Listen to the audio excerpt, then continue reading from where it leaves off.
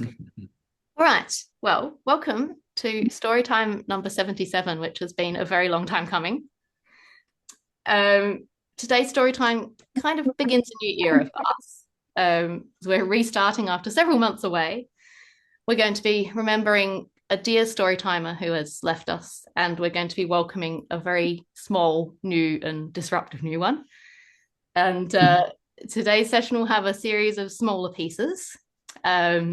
Much like the one we did in July before our youngest Storytimer joined us, rather than one long story. When we get to a bit later in the session, I will tell you a little bit about what we're thinking we're going to do next time, in terms of whether we're carrying on with short pieces or a longer story, how we used to do. I've rearranged things a little bit because little new Storytimer is not feeling especially cooperative. So I'm going to introduce him first. So would you like to come down, little Robin? So little bird has joined us in July and really made it quite impossible for a little while to do much writing. I have recently come up with writing on my phone, which I can do one-handed, and starting to use some voice to text. So I can sit here with him and narrate and write it down. And for my birthday, Lloyd got me a printer. You're joining in, lovely. There's yes.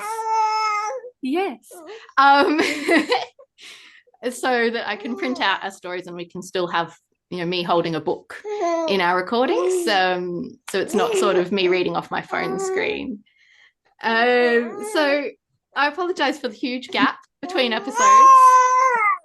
It's nice to be back, albeit with a little bit of noisiness. We're going to have 6 little scenes and 6 little poems. But before we do that, we're going to start with a little bit of a memorial for Beth.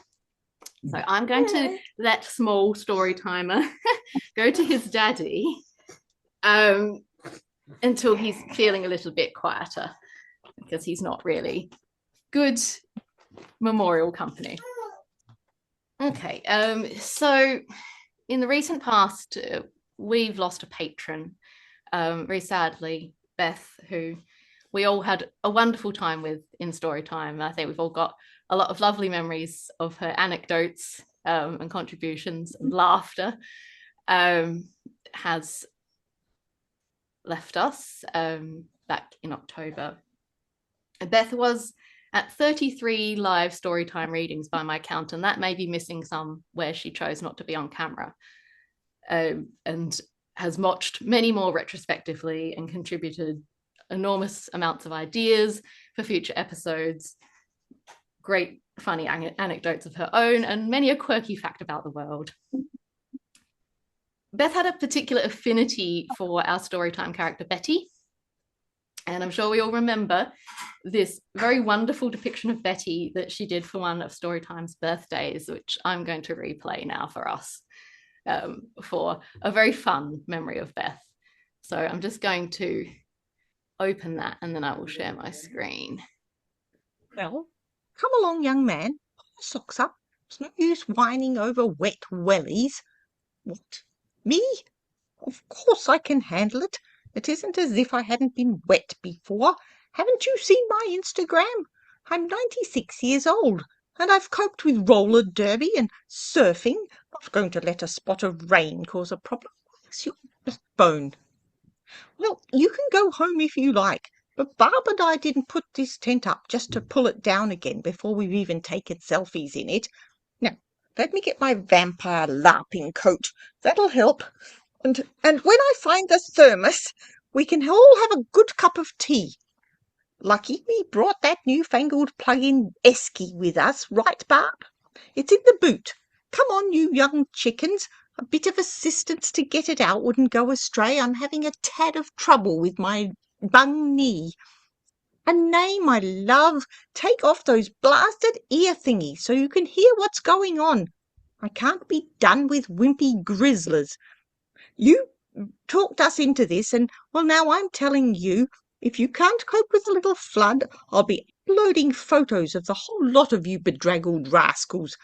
Hashtag the natural look. Won't my followers laugh at that? This is just a bit of an adventure.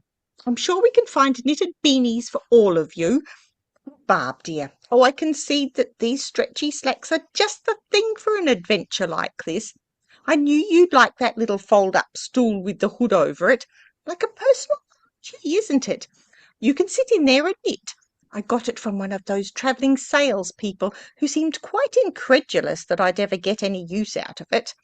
Right, now, we all need feeding before we make any further decisions.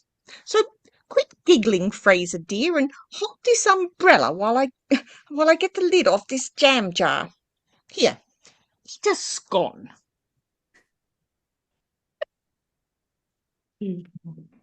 So for those who might not have been with us when that was done, that was part of Storytime's birthday. And the scenario was that all of the characters had gone on a camping trip and it had started to absolutely pour down with rain. And so that was Beth's representation of Betty responding to that situation. So I know a lot of us have brought a candle along today to light for Beth. And if they're not going, if you'd like to light them now, mine is behind me. I'm not sure if you can quite see. There is a candle behind me in a little water bath, so I can't clumsily set my table on fire. So I thought we'd have a little pause to reflect, and if while we do that, those of you who've been in a lot of story times with Beth, if you think of any other particular fun memories or special memories of Beth at Storytime that where you really enjoyed her company, we'll share those in a minute. If we just have a little reflection at our candles.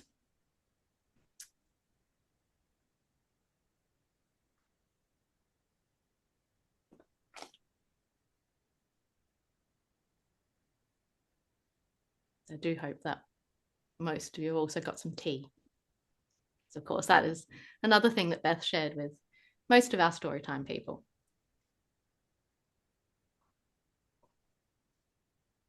Yeah.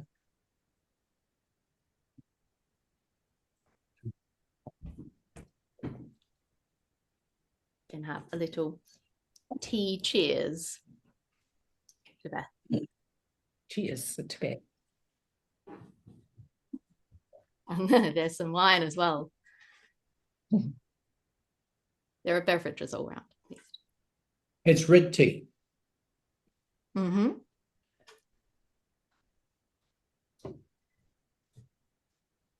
So I know that there was one other particular Storytime memory, and Mum brought it up in the chat, which came to mind for me as well. And that was quite a recent one.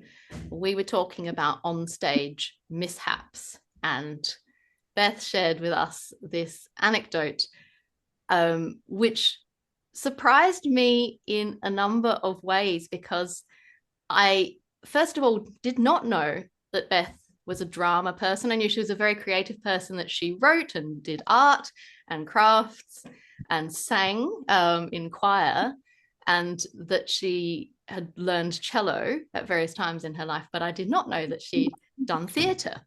And the nature of the play was quite a scandalous sort of one, with lots of people jumping into bed with people they shouldn't be. And Beth was in fact telling us that she'd been in this scene where she and this other character had to jump into the bed and the bed collapsed. And so they sat there on the stage and performed the rest of the scene sitting next to this broken bed, instead of being in the bed as they were supposed to be. It was a very fun onstage mishap story. Mm-hmm. And I think we all also remember Beth for particular requests. One in particular is hot air balloons, comes to mind for me, as well as the character Betty. And now I have a idea for next time, in honor of Beth, because she did have such an affinity with Betty. Next episode will be dedicated to her, and what I would like to do is Betty's 100th birthday. After which I will retire Betty. We may bring her in for some special episodes every now and again, perhaps if it's as close as we can go to Beth's birthday or something like that. But for the most part, no more Betty after next time. And what I'm going to ask you for at the end of today is ideas for items on Betty's bucket list. Betty will be announcing to her birthday guests that she has completed everything on her bucket list. And then as the guests ask her about some of the things on it, she will tell us a series of stories about how she ticked those things off the bucket list. So have a think about what you might like to be on the list. And you could think about that in relation to what Beth would want on the list. Or, what you know about Betty the character, who I think anything that applies to Betty, Beth would have enjoyed. So I also wanted to share with Emily's permission a little bit of Beth's own writing, because she was a writer herself. This is a poem that she contributed to one of my virtual art exhibitions. And this was for Secret Places, but she had written it prior to that, just for herself. I would have liked to show you the snippet of video so you could see the artwork that this inspired, but I wasn't able to get a chance to go through my hard drives or even locate them to get the video. So I'm going to have to read it for you. But if you would like to hear it in Beth's own voice, that's in Secret Places, and the art exhibition list on YouTube. This is a poem called Remember with Intention, written by Beth. And I will actually just share my screen again so that you can read along if you would like to.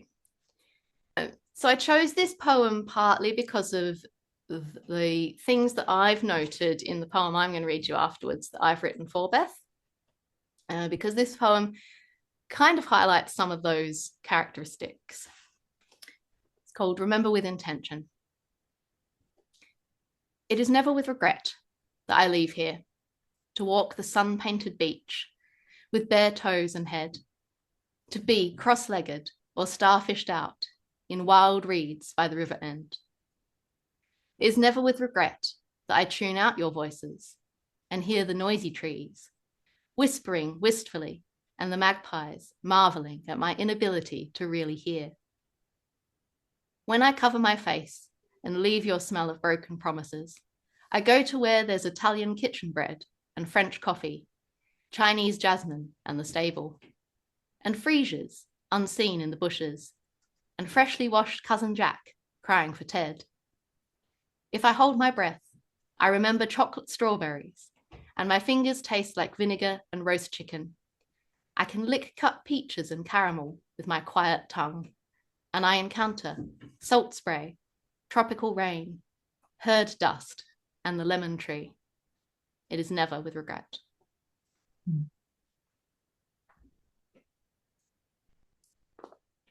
So I've got now a little piece that I've written for Beth, which I think links quite nicely with some of those thoughts of hers in Remember with Intention. It's called An Expert at Life. The moon made a saucer-like cradle for the mist-shrouded mountain. A moment Montgomery might have mentioned the flash. And if 3 times makes an omen, then I think our traveller passed onwards watches still these whispers of the world. For all the little things, the cloud shapes in tea leaves, the flit of wings amongst the freesias, the spine of a book spied in the window of a second-hand store, speak multitudes of threes that sing her name. Perhaps she exists in so many small songs, because she found every nook and cranny in life where beauty lay. An expert at living, for there was always something bright or interesting, something to want to know, some nonsense game in which to play. For every season or phase of the moon, she had intrigue and wonder, a system of thought or of solving mystery, a plan for adventure. Whether far across the globe, floating in the sky, or merely unearthing seeds a few meters from the front door. A song for every mood, a cup of tea for every trouble, a lesson for every wandering mind. The poetry of the golden threads of story left in her wake weaves its web in cat's purrs and flowers' petals, a hot air balloon in the morning sky seen from a window, a butterfly stretching its wings for the first time. And I think she took from this world just what we all hope to, and left behind a map of things we should pay more attention to, a lesson from the expert lingering.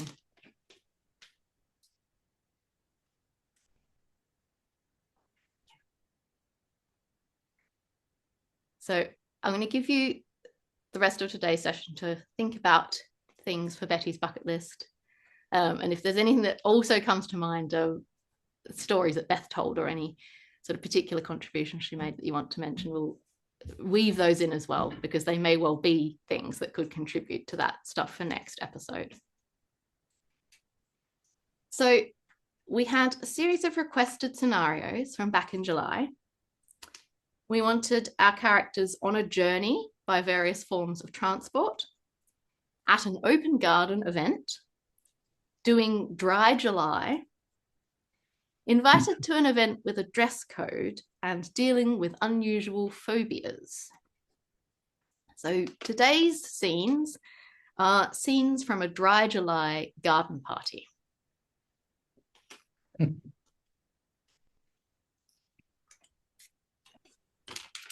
Scene 1, Brodric.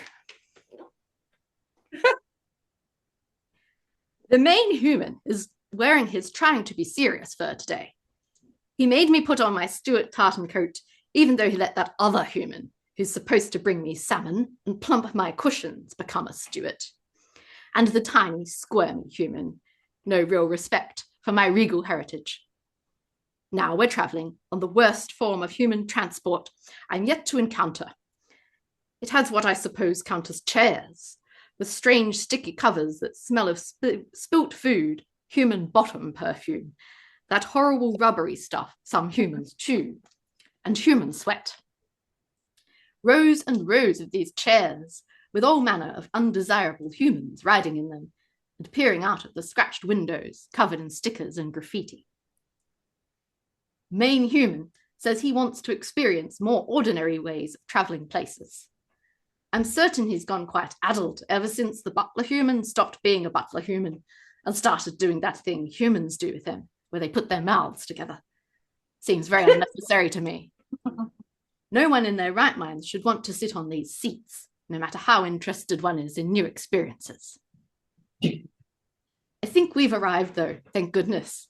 I have a dreadful feeling all the humans present are participating in the tradition where they don't consume the strong-smelling golden substance known as whiskey this month. Don't ask me why. It sounds as though this beverage has something to do with whiskers. I tried lapping a little from the main human's glass once, and it certainly did not change my whiskers' appearance or feel. It was very bitter, and my tongue went all dry, like the time I thought some sweet-scented stuff for washing humans was cream. If you ever tell anybody that, I will hunt you down and scratch you. So embarrassing.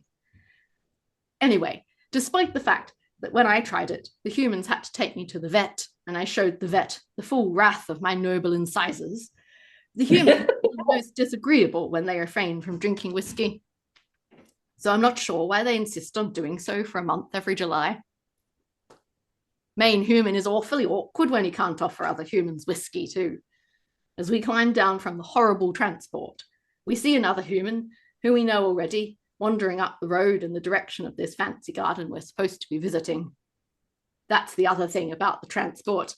It doesn't stop at the place we're going to. It stops just far enough away that if it rains, we'll get horribly wet getting from here to there. Luckily, it isn't raining, because if there's one thing I despise more than not having a butler, it's having wet fur. One cannot appear noble with wet fur, no matter one's heritage. This other human, who we know, is called Albie.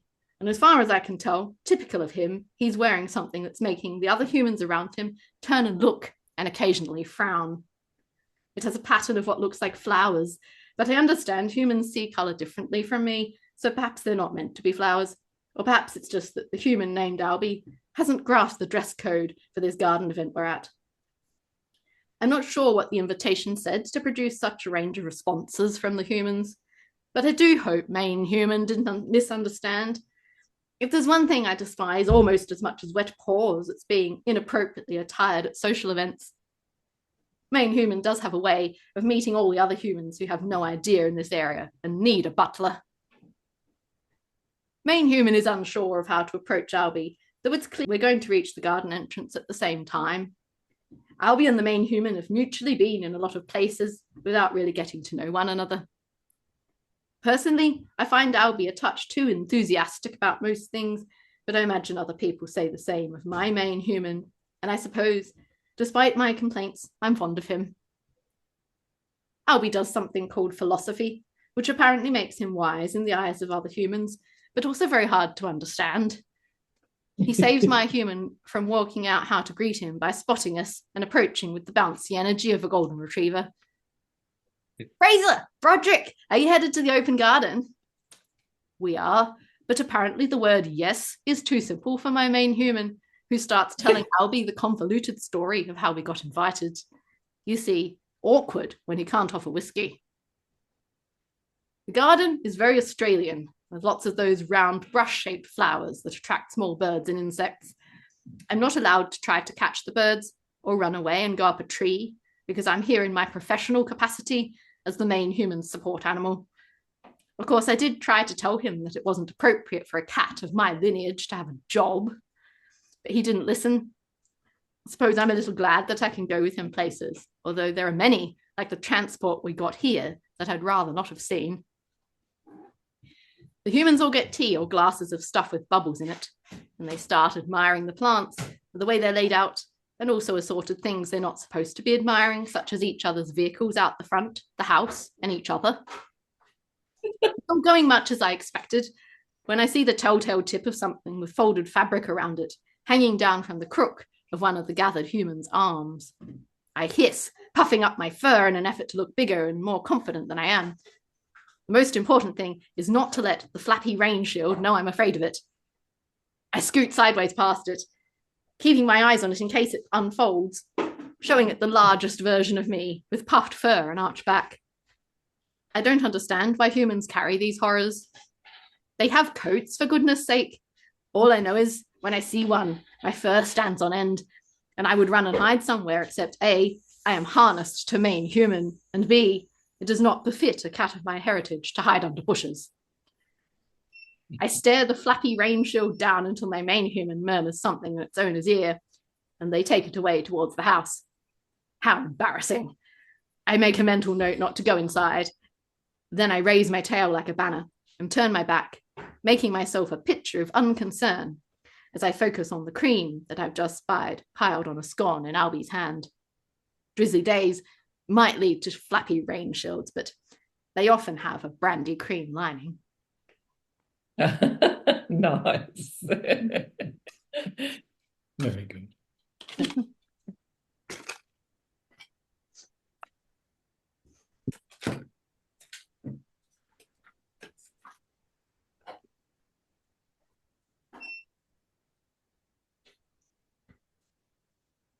We might have faint whiskers for the rest of the episode.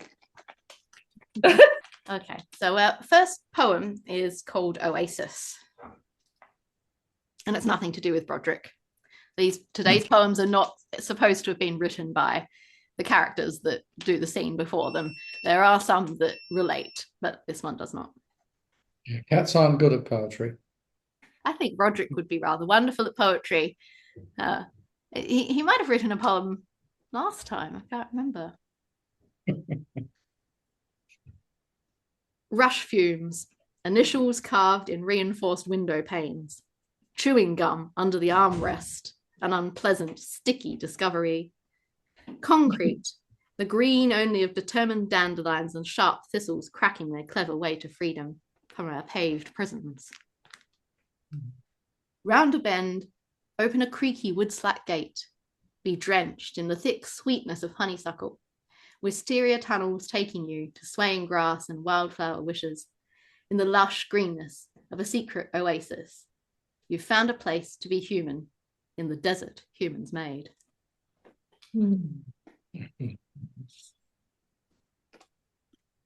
Scene 2, Carter.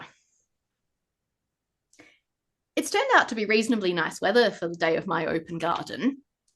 I feel a little guilty for telling the band they couldn't play, because it would probably be windy and raining. The truth is, while I was pretty confident in the likelihood of rain, I also didn't think Iron Rabbit would be the right sort of music for people who want to have fancy tea while looking at other people's gardens.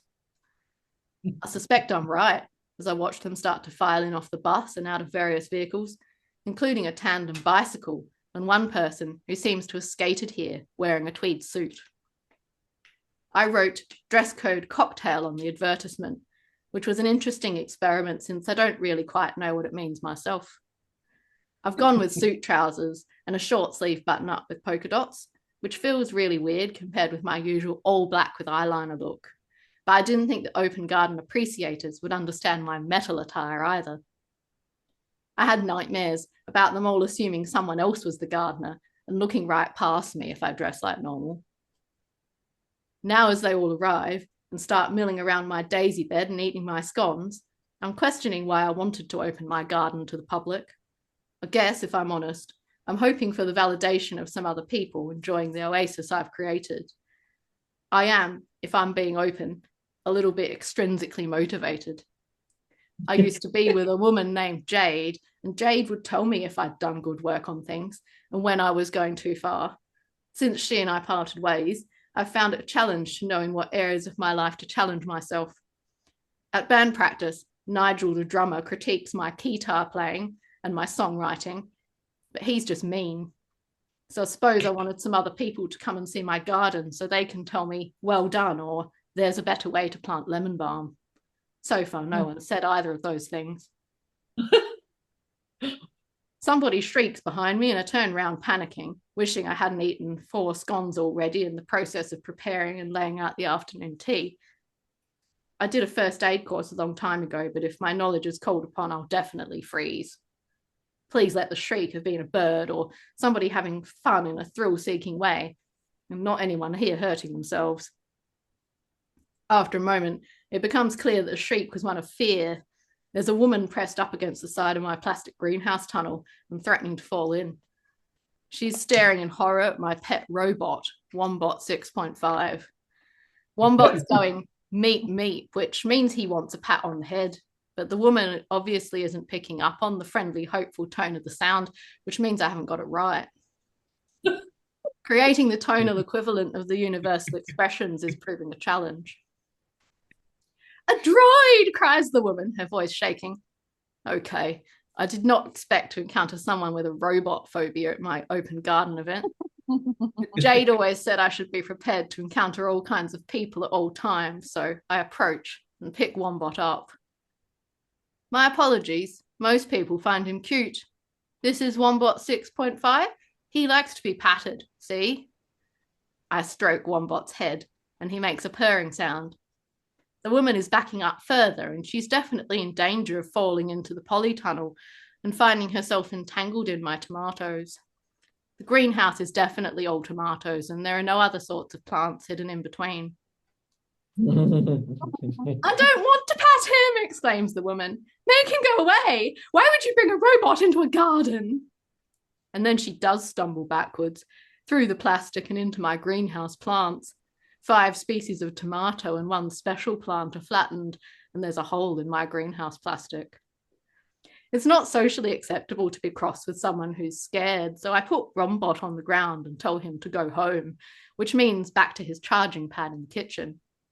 He waddles away, and I help the woman with the robot phobia up out of my destroyed greenhouse tunnel. I'm very sorry about that, I say, even though I feel as though she should say sorry. Can I get you a drink or something? Nothing that will really help, she complains, since it's dry July. Now that definitely isn't my fault. Perhaps it is for scheduling this damn open garden in July in the first place. Sorry, I sigh. Perhaps some sweet tea and a scone? I'm soon playing the part of a waiter instead of a gardener and watching helplessly from afar as someone leaps away from a grey cat on a leash and into my pansy and daisy patch, trampling my "please stick to the paths" sign. I don't think this open garden business is going to be the confidence boost I was looking for. I think in future I'd better stick to the band for that and hope I'm not sued over robots and cats. Lovely. I just want to tell him how good his garden is now. Yeah. He did a great job. The wrong instincts. Slinking or slithering or slimy things, unseen in the dark, instinctual danger. Creeping or crawling or biting things, make sense in the case of poisonous fangs. Dolls and clowns and smiling puppets are strange fears, but not unheard of. But why do I fear the Furbies that everyone else will smile and laugh for? Confinement is like being caught, and water you could drown in. Heights can be real danger when there's a chance of falling. But why am I afraid of phones that humans made to call for help? The instinct is all wrong to fear a method of reaching someone else. Flying could end in falling, and I guess needles do hurt. Thunderstorms might zap you, and the dentist is the worst. But why are simply other people so frightening to me? Sometimes the right instincts are applied to the wrong things. Nice. Right, now this one, the costume, you'll have to imagine. I did order myself a tartan scarf in the Stuart tartan, but it has not arrived. So we will make do with the waistcoat. So to imagine that I am all decked out in full kilt and formal Scottish attire. Scene 3, Fraser. It's been a long journey to this open garden. On the way to the airport in Scotland, I wanted to travel on the regular train, not first class. I'm trying to experience travel the way most people do. I can't say I've been a big fan so far. The train had wet bits on the floor from muddy shoes, and Brodric's paws got dirty and damp, so he wouldn't stop shaking his feet. There was someone with 6 bags taking up the luggage rack, so our suitcases didn't fit, and we had to have them in the aisle or pick them up every time someone came into the carriage or wanted to walk past. In the row in front, someone was playing their music out loud instead of using headphones, and it was repetitive reggae that Brodric flattened his ears to. Behind us, someone talked on the phone at a significant volume the entire way about someone called John, who I hope never has the misfortune to meet anyone who was in our train carriage. On the aeroplane, they kept asking which of 2 meats we wanted in our meal, but no matter which we chose, it just tasted like gravy. Oh, yes. Baby Summer didn't know what was happening, so she did 6 poos in a row, which with a lot of sound effects, so everyone around us was aware of each one, and then yelled for around an hour, and then did another 6 poos. And everyone was watching, so I couldn't pretend to be asleep and make James handle it. People wanted to pat Brodric, and then got upset when he made sweary noises at them. But you'd make a noise like that too if someone took you off your velvet cushion at 4 a.m. and made you travel for 25 hours with a baby human. Then there was a taxi in which the driver asked us for directions and smelt a 4-day kebabs, and Summer threw up on James's brand new Stuart tartan. I'm unsure if that was a comment on the taxi or on what she thought of James wearing the colours. I suppose some people might consider them gaudy, though people keep telling me that babies like bright patterns. Finally, this morning, we caught the bus. I didn't mind the bus, but Brodric had a lot of sweary sounding comments about it. There was quite a lot of chewing gum stuck around the place, and some people smelt a bit unusual, so I suppose I can understand. Summer enjoyed staring at everyone and trying to get the old chewing gum to put into her mouth. I did my best to explain that this was not likely to be appetizing and was likely to be frowned upon, but I don't think she knows most of those words. Now here we are at that friend of Alina's. Albie is here with his I'm so wise, I do philosophy face and his I'm so cute, everybody loves me enthusiasm. I don't like Albie, but I like his friends, so I have to pretend to think he's adorable like they do. I can't be adorable like Albie because of the whole having an estate thing. I tried, but it doesn't matter what I do. Albie is wearing a Hawaiian shirt and circus-style trousers. I don't think that's what cocktail dress is supposed to be. But then again, people are looking at me strangely too, so I guess neither of us have got it right. I straighten my sporran and walk up to Albie. He's got a scone and has put the jam on top of the cream, which is incorrect. Hello, Albie, I say. What a coincidence, us both being here. It's not coincidence that I'm here, he replies. I'm looking into a theory about the effect gardening has on people. It's been argued that when you garden, you're growing yourself as well as the plants you nurture. I saw that Carter from Iron Rabbit was hosting an open garden, and I thought it was a good opportunity to do a case study. What brings you here? I don't have a suitably impressive reply. Carter from Iron Rabbit sent us an email invitation and I wanted to support him. Brodric goes up to Albie and winds around his legs. Traitor. That's nice of you to come all this way for him, Albie tells me, as though I don't know that. Then he gets a faraway academic look and says to himself, interesting how the same written communication can be perceived quite differently. Invitation or advertisement? That would make a good title. I don't think he's being mean on purpose. He's genuinely thinking about writing an article and getting all inspired. It's weird. It's a bit hurtful, but also somehow cute to watch and can sort of see for a moment why everybody loves him. James finally catches up with me with Baby Summer. Tea, he offers, even though he's got the baby. Old habits. I can get it. Shame it won't contain any whiskey, James remarks as Summer makes a suspiciously wet noise. Why Carter planned this open garden during dry July is a mystery to me, especially since it's what passes for winter here. I go get our whiskey-less teas from the long fold-out table, but on the way back I see it. The other reason I'm at an open garden event in Australia. Exposure therapy for yuccas. There's only one, but it's on the path I need to follow to go back to James, who's now having what looks like a very entertaining conversation with Albie. I need to join them before James, too, is caught up in Albie's aura of cuteness. Brodric, walk between me and the evil plant, I instruct. Brodric looks at me like he has no idea what I'm on about, stops, throws himself down and rolls onto his back in the sunshine into that position where cats are most dangerous, their appearance fluffy, and their intent murder. Very good emotional support animal. Brodric, please don't stop here. He ignores me. Anyone would think he wanted me to stand next to a yucca. James glances over, but does not rescue me. Betrayal! I edge around Brodric, one eye on the plant. It takes several minutes to cross these few meters, and by the time I return to James, he's taking an interest in the walloping garden philosophy. Even Baby Summer looks interested, looking at Albie with wide eyes and wobbling her head around. Brodric is no help whatsoever, of course. He just stalks off, tail in the air like a hat plume, and disappears behind the yucca bed, and then cannot be found.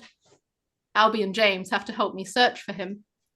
It's only after we've retrieved him from the potting shed that I realise I've been past the yucca 3 times in the hunt. Nice. Scene 4, Wombot.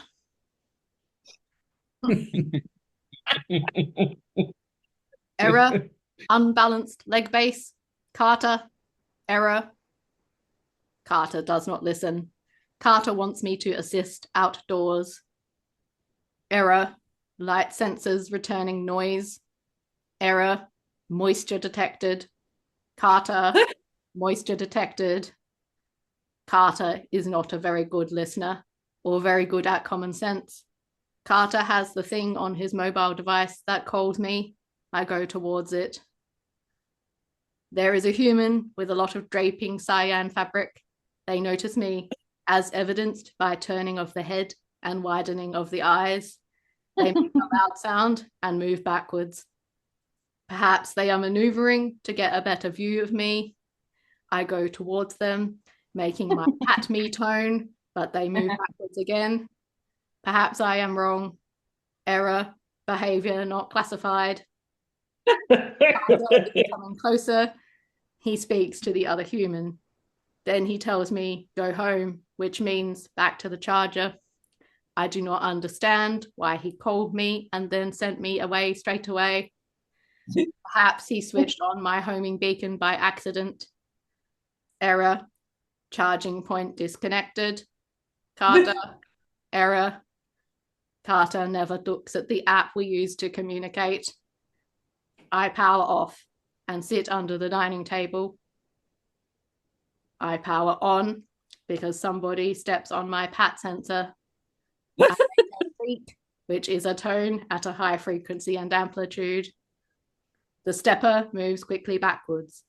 It is draping fabric person. Carter says more words to them and gives them hot liquid. They do not sufficiently grip the cup. Error, Carter. Error, moisture detected. Power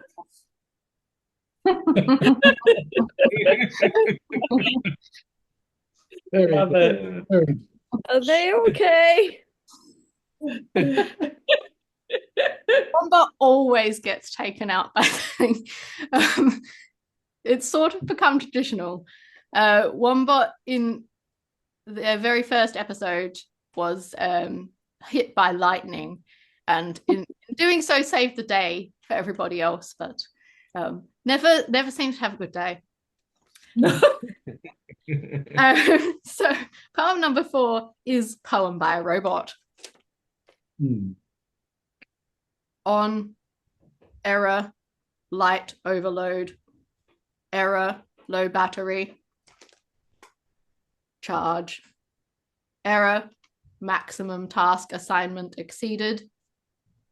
Selecting tasks based on deadline.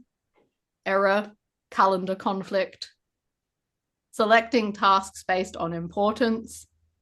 Error, no single response returned. Organizing tasks by date assigned. Error, associated date of assignment for some tasks is corrupted. Searching past correspondence for date of assignment of tasks. Error, 3 tasks already completed or too similar to distinguish from completed tasks. Associated correspondence for 2 tasks not found. Task description for 1 task unclear. Clarify, clarify, clarify. Error, charge, reboot. Error, maximum task assignment exceeded. Power off. Yeah. Scene 5, Albie. Piers Newton-John describes gardens as existing between wild nature and the constructed human world. I'm reminded, as I consider the green space before me, of the guerrilla gardening phase I had with some friends and family a while back, and I'm distracted momentarily from today's research question by the inclination to ponder guerrilla gardening and how the act of planting somewhere that is not our own space fits with the concepts of garden as teacher, as therapy, as love, and as paradise that Newton-John proposes. What I'm supposed to be considering, however, is David F. Cooper's claim that gardening does not only help us maintain certain character virtues, but indeed causes us to have them in the first place. Cooper suggests that as the satisfaction in gardening does not come from the net pleasure gained, it cannot be explained with hedonism. And what is satisfying is the ongoing activity and not the finished product of instrumental value. So an instrumental analysis also fails. I'm not certain that these claims are true. Watching Carter welcoming people to his garden today, it's evident that any enjoyment he's deriving from it is in fact related to the admiration of others. But I think this is probably not representative of the average gardener. What I think I do agree with is Cooper's statement that gardening embodies more saliently than any other practice the truth of the relation between human beings and their world. Some human beings don't mind a certain amount of wilderness in their garden space. Others try to control nature and paint with it like a brush to create the curated spaces they think appealing. Yet even the wildest gardens are curated. People don't like all the natural plants that would grow in their garden's landscape. They want to pick and choose. Carter is interesting in this respect because even along the front wall as I walk up to the gates, some of the plants he's growing are ones that others normally weed out. He must have an appreciation for the beauty of things as he sees them and not as arbitrary rulings of weed and desirable plant dictated by society. I must make a mental note to ask about that when I interview him later. First, I'll make some notes on people I know. I love it when there are people I know. I rush over. Fraser, Brodric, are you headed to the open garden? They obviously are, because there's nothing else of particular interest on this street, and since they live in Scotland, it's unlikely they happen to just be passing. Still, making assumptions is almost always unwise. After I've explained that my being here isn't a coincidence at all, and Fraser's revealed that he interpreted Carter's mail out quite differently than I did, which is in itself fascinating, James appears with the baby. I'd forgotten about the baby. James expresses some interest in the philosophy of gardening, so I tell him all about it. And the whole time I'm explaining, baby Summer is staring at me as though she's taking it all in. I start to wonder what it's like to be her. Do you think babies understand the concept of a garden as independent from a forest or a park? I question out loud. James looks a little bit stunned. I'm not sure, he says. I've never really thought about it. I wonder how he has a baby and hasn't wondered about what she thinks of everything. Maybe she just thinks this particular patch of forest is one we really like and have tamed a bit to make a space to play in. Perhaps, James replies, looking a bit out of his depth. He's not as imaginative as Fraser. What he is, though, is very interested in ideas and ways of thinking and much more willing to listen to philosophy talk than the vast majority of other human beings. So I spend quite a while talking to him while Fraser is doing whatever it is he went off to do. I'm starting to become aware that I'm technically here to interview Carter and observe him in the garden, and I haven't done a lot of either yet. I'm about to excuse myself from chatting to Fraser and James when Fraser loses his cat. I swear he must have done it on purpose because it was staying by his side quite perfectly until now, which gets me wondering about his motivations and whether he's trying to keep me around for some reason. I helped look for the cat anyway, because that seems like the right thing to do according to most theories of morality. The cat at first seems determined not to be found and then reappears as suddenly as he vanished, making me wonder whether he too has a personal agenda he's serving. I make my way to where Carter's exchanging scones for compliments at the table he's set up by the strawberry patch. Hello, Carter. I'm Albie. Do you remember me? We emailed about me doing a case study. I wait while Carter adjusts his mindset from pleasing the general public with baked goods and blooms to pleasing the academic with being a willing research helper. This takes him a moment. Ah, yes, Albie, that's right.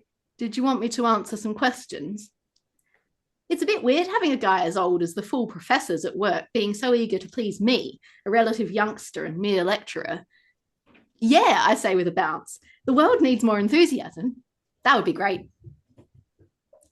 Carter and I sit on a garden bench in front of a wisteria arch that frames a view of the garden bed that I find particularly interesting. I probably need to ask my more general questions first, though. So I'm interested in whether gardening changes people, I tell him. Would you say that working on the garden has made you more patient or dedicated or similar? Or if not, has anything else changed about you since you started? Carter considers. Might have made me more realistic, he says, and made me accept that I can't change certain things about the world. No matter what I do, slugs will eat my chamomile before it grows big enough to survive.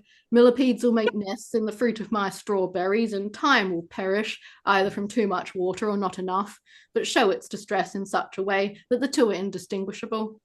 And no matter what I grow, someone will hate it. I suppose you could say gardening has increased my pessimism somewhat. I try not to find this amusing. It shouldn't be, but the contrast with the theories I'm here to investigate is so dramatic it makes me smile. I noticed that you grow on purpose some plants that other people generally think of as weeds. I think that shows an admirable capacity to see beauty through your own eyes and not be led by what's conventional. Do you think spending more time with plants has led you to appreciate them more in all their varieties? Carter seems confused by the question. Then he seems to have a sudden realization. Oh no, he laughs. Those are crops for Greg, Gregor, and Gregorina. I tilt my head, wondering if Carter subscribes to some rare nature-based religion. Could you elaborate?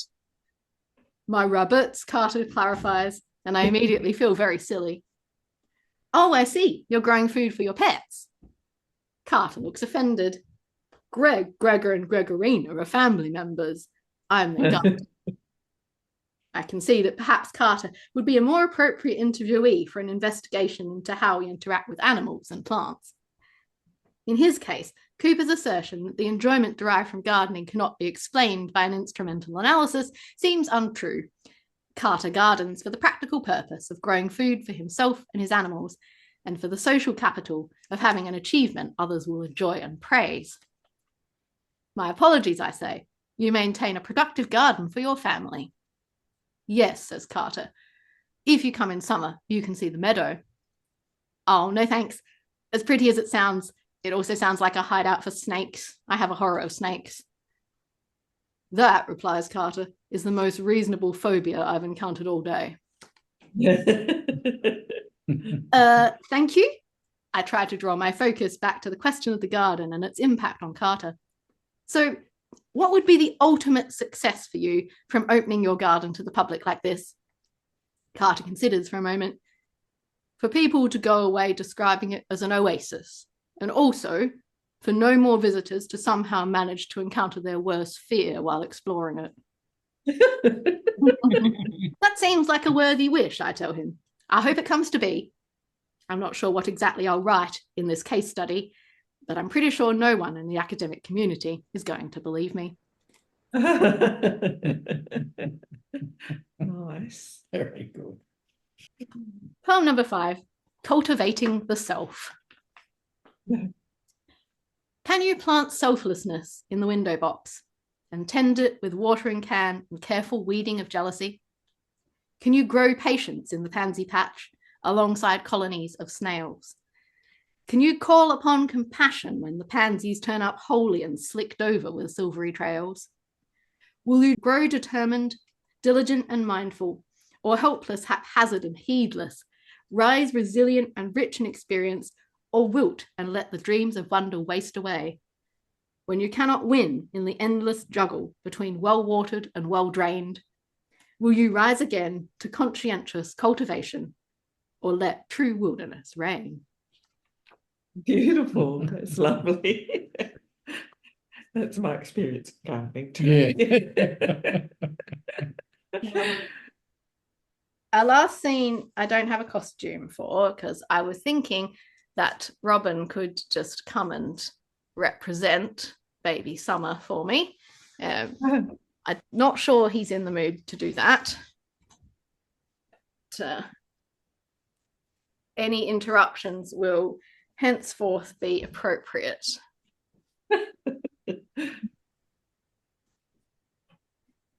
So, scene 6, Baby Summer. Oh, is this baby coming? Would you like to come and be Baby Summer?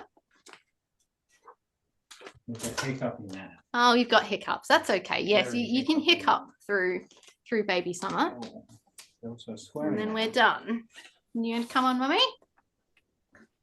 Do you want to sit up or do you want to have some milk? You sit up. Sit up and look. Yes. I know, there's no pictures. It's dreadful, isn't it? Yeah. Talk about it. Daddy said we were going on an exciting adventure. Then we sat in some seats for 20 hours. I know it was 20 hours because I need to eat and poo every 2 hours, so I'm sort of like a living clock. I was careful to save the poo for when the big humans had been served their food. I thought it would we all ate the food at the same time. I don't think Daddy understood my reasoning. We got out of the seats for a while in a place where it was way too sticky and warm. I told my daddies that it was too warm, but they just kept trying to make me eat, so I yelled extra loud, but that made me even hotter. Did you yell extra loud? When we got out again, it was wet. I don't like being wet either, so I yelled again, but just got put in a strange car seat in a car that smelt funny and taken to a strange place where I have a strange cot. During the night, I decided to continuously ask for food because it was night, but it felt like it shouldn't have been, and the confusion made me anxious, and being anxious made me hungry. In the morning, we rode on some more interesting seats where I could see outside, and there were lots of bits of something juicy and sweet smelling attached to the seats and walls. Daddy kept stopping me from tasting the interesting sticky stuff, so I did a poo and yelled for food because food was on my mind now. Now we're in a green place. I like green places. I've stopped yelling, which might cause Daddy to forget about my poo, but that's okay, because then he'll wash me in a nice warm bath later. There's a person with a shirt on that looks like a really bright bunch of flowers, so I stare at them. They stare back, which is weird because big people don't normally do that. It starts to be a bit wet again. Daddy's cat friend is shaking his paws every time he takes a step. I laugh because he looks funny doing that. He glares at me. Then he sees someone using one of those big dome shapes that keep the wet off, and he starts making a hissy noise and going all boofy.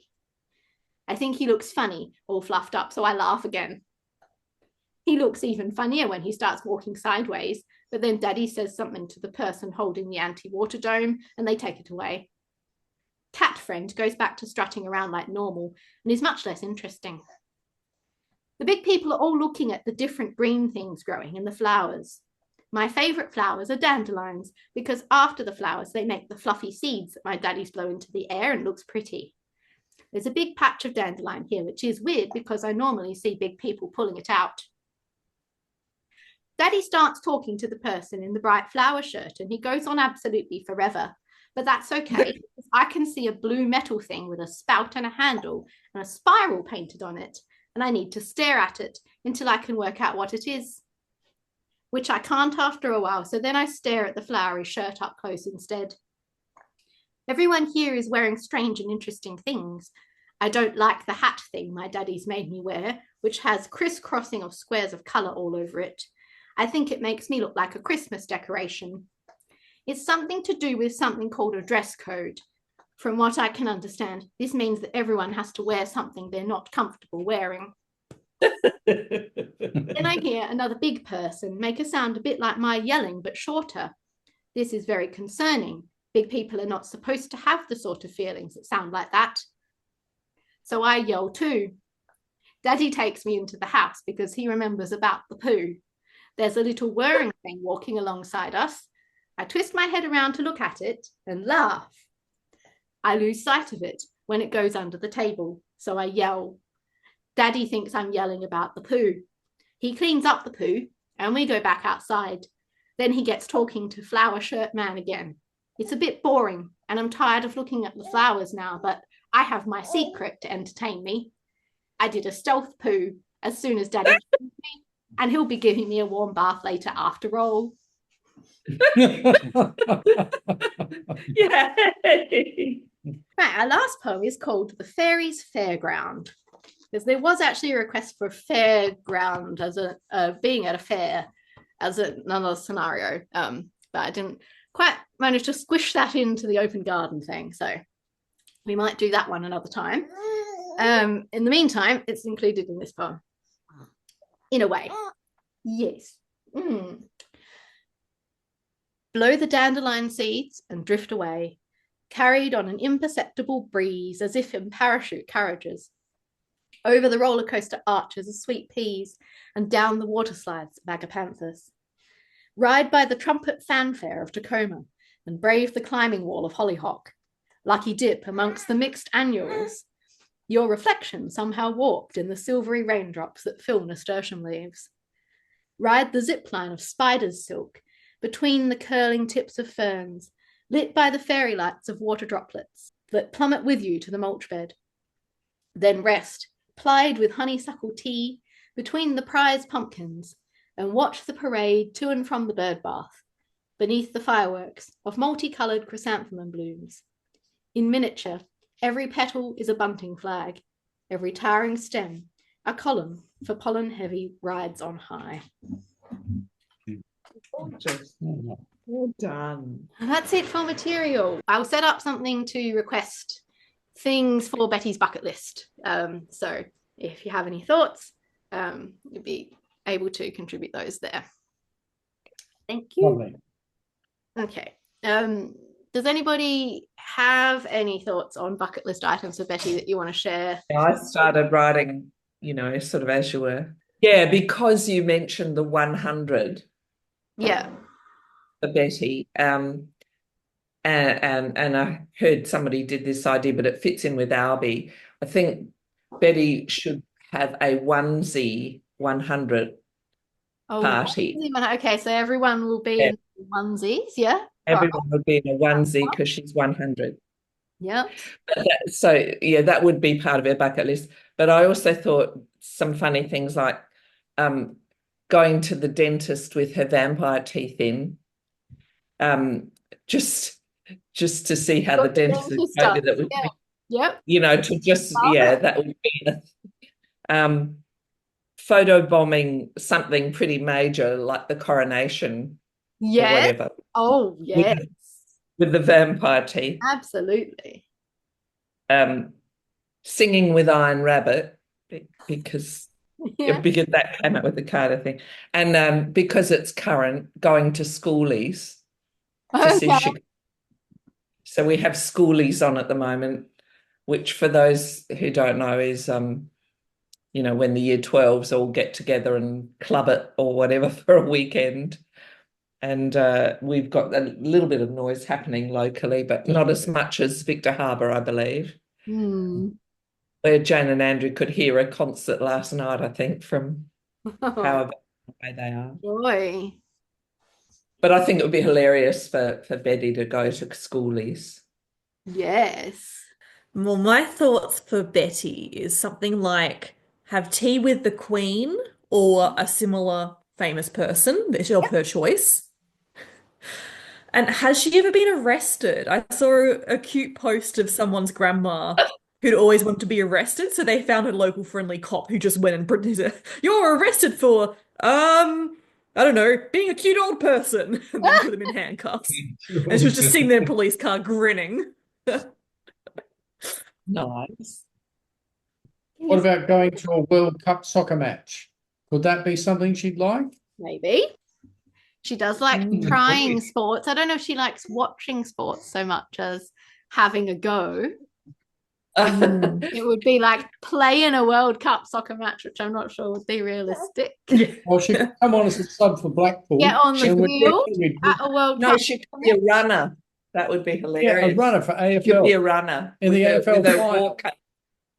You know how runners go out and take the players' drinks and. How about officiate a wedding? Officiate a wedding. Oh yeah, she absolutely. Yeah. Yeah. Sure. I mean, I don't know if Fraser and James are getting married, but that would fit in. Yes. Yes. True. Maybe she got qualified to do their wedding. Yes. All right. Well, I'll make a little submission box type set up for ideas for that. I'm not going to put a date on it. At the moment, I will tell you when it's ready, basically, and see how I go. Hopefully, though, we'll slowly get back to a monthly structure. It might be a couple instead of 1 month this first time, but over time, we'll try and shorten the gaps and get back to having one a month.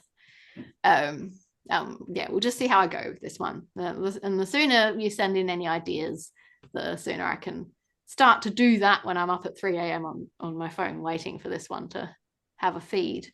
Thank you for all being here and all bringing along your bits and pieces for Beth as well. And next time, yeah, we'll do a Betty episode in her honor. Right. Thank you. That's good. Thank you. Thanks very much. Really Bye, funny. everybody. It was great laugh. Bye all. See you later. See ya.